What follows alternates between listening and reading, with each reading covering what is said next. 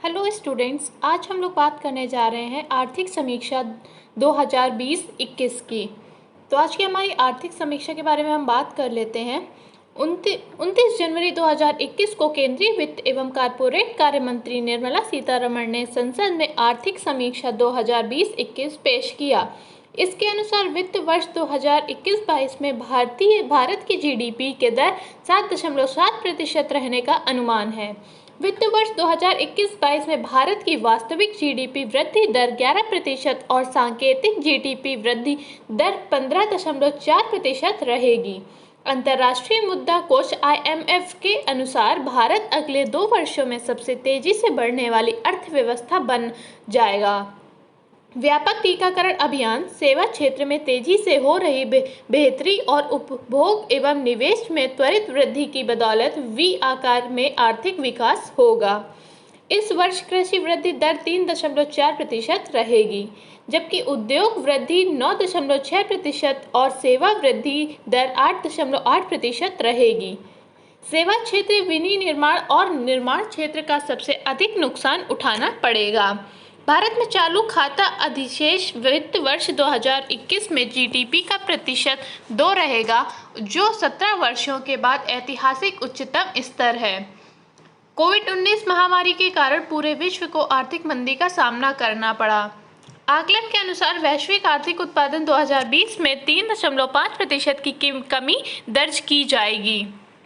वित्त वर्ष 2021 की दूसरी छमाही में निर्यात में 5.8% और आयात में 11.3% की कमी आने का अनुमान है। कोविड-19 के कारण भारतीय अर्थव्यवस्था को हुए नुकसान को कम करने के कृषि महत्वपूर्ण भूमिका निभाएगा, जिसकी विकास दर वित्त वर्ष 2021 के लिए 3.4% आंकी गई है। वित्त वर्ष 2020-21 के दौरान भारत निवेश के लिए सबसे पसंदीदा देश रहा। नवंबर 2020 में कुल FPI प्रवाह $9.8 बिलियन रहा है, जो महीने के संदर्भ में सर्वाधिक है। उभरते हुए बाजारों में भारत का एकमात्र देश है जिसे 2020 में इक्विटी के रूप में FII प्राप्त हुआ। निवेश में 0.8% की मामूली कमी आने का अनुमान। वित्त वर्ष 2021 की पहली छमाही में चालू खाता सरप्लस जीडीपी का 3.1%। दिसंबर 2020 में विदेशी मुद्रा भंडार अगले 18 महीनों के आयात के लिए पर्याप्त। जीडीपी के अनुपात में विदेशी कर्ज मार्च 2020 के 20.6% से बढ़ाकर सितंबर 2020 में 21.6% हुआ। विदेशी मुद्रा भंडार में वृद्धि से विदेशी मुद्रा और कुल एवं लघु अवधि कर्ज का अनुपात बेहतर हुआ। अप्रैल-अक्टूबर 2020 के दौरान 27.5 बिलियन अमेरिकी डॉलर का कुल FDI आया, जो कि विगत वर्ष 2019-20 के पहले 7 महीने की तुलना में 14.8% अधिक है। अप्रैल-दिसंबर 2020 के दौरान 28.5 बिलियन अमेरिकी डॉलर का कुल FPI आया, जबकि पिछले साल की इसी अवधि में 12.3 बिलियन अमेरिकी डॉलर था। भारत का वस्तु व्यापार घाटा कम होकर अप्रैल-दिसंबर 2020 में 57.5 बिलियन अमेरिकी डॉलर रहा, जबकि पिछले वर्ष की इसी अवधि में यह 125.9 बिलियन अमेरिकी डॉलर था। वस्तुओं का निर्यात अप्रैल से दिसंबर 2020 में 15.7% से घटकर 200.8 बिलियन अमेरिकी डॉलर हो गया, जबकि यह अप्रैल-दिसंबर 2019 में 238.3 बिलियन अमेरिकी डॉलर था।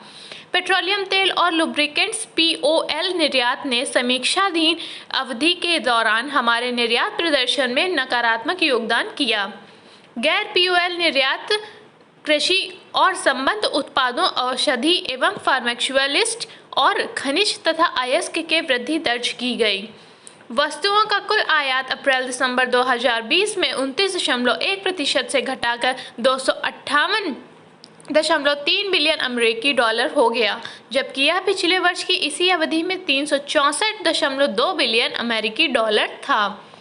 2020-21 की पहली तिमाही में आयातों में तीव्र संकुचन आया, लेकिन तिमाही में संकुचन की गति कुछ कम हुई। यह सोने और चांदी के आयात में आई सकारात्मक वृद्धि और गैर पीओएल, गैर सोना, गैर चांदी आयातों में संकुचन कम होने के चलते हुआ।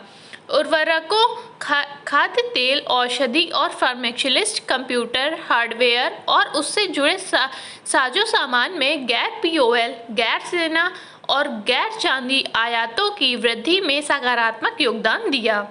आयात की दर कम होने पर चीन और अमेरिका के साथ व्यापार संतुलन ने इसमें सुधार किया। अप्रैल-सितंबर 2020 के दौरान सकल सेवा प्राप्तियां 41.7 बिलियन अमेरिकी डॉलर के आंकड़े पर कायम रहीं, जबकि पिछले साल की इसी